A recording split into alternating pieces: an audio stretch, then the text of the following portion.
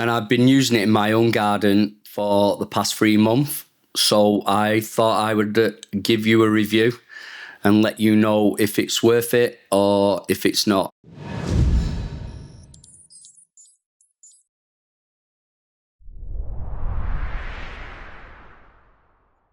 It's not only a leaf blower, it's also a vacuum for your garden, and it also has a mulcher. So when the debris goes up the chute, it then gets chewed up by the mulcher, turned into dust, and then into the sack. Because of the time of year, it's summer here in the UK, there's not been many leaves to actually vacuum or blow around the garden. So I've been using it for just general debris like grass, and when I've cut the bushes, I've used it for that as well. It has generally seemed to be reliable and useful. On the side of the unit, it has a switch. You turn it one way for the blower and turn it the other way for suction. You can also adjust the power of the unit by using this slider on the side. The suction tube is extendable or retractable depending on the height of the person using the unit. At the bottom of the tube there is a retractable rake. You extend it by turning this, you push it in, and the rake drops down. It is spring loaded, so you have to lock it in place. Once it's been unlocked again, it will flick back up into the tube. As you can see, mine has broke. There is a couple of teeth missing off it. I don't know how this happened. It's obviously due to using the rake or maybe having the rake down on the inappropriate surface. Moving to the back of the suction tube, there is a set of wheels. These are for taking some of the weight of the blower.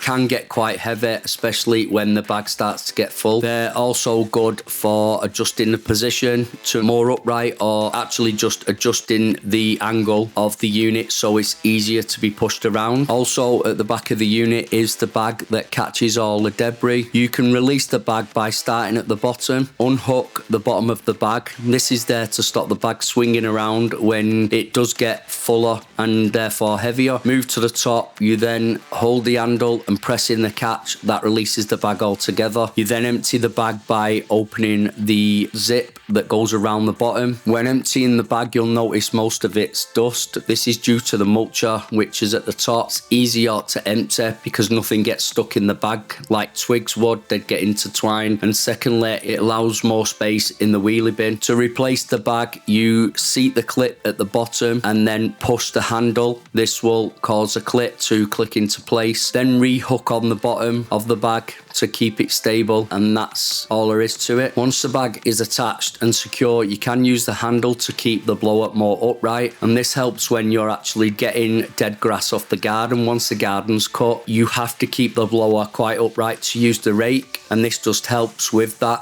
Otherwise, you have to pull it at the front to keep it upright, and this can put strain on your back. So this just makes it easier to control. In order to help with the weight, it comes with this adjustable strap. You adjust the strap to the height you need it, put it over your shoulder, and that will help you take some of the weight, making it easier to manage. As I said before, I've been using it mainly to rake up the grass once it's been cut. I do this rather than blow the grass all over. I'd rather suck it up and just be done with it. Also around my lawn, even though it's small, I have a gravel border, and when the grass is being cut, it tends to drop some grass on there. I do use the hoover to hoover it up. You have to be careful that you don't hoover up any gravel because it will do. Then that has to go through the mulcher, which obviously will damage the unit. If you're hoovering up branches, you have to be careful that they don't get trapped inside. If you try and hoover up too many at one time, they get crisscrossed and entangled inside the tube and nothing else can be sucked up. Also, if you suck up too much debris at one time, it can jam the mulcher at the back, and there you have to take off the bag and pull out the debris, but make sure obviously you switch the unit off. This doesn't happen too often, but you just got to be careful that you're allowing it time to mulch it before you overload it with too much debris.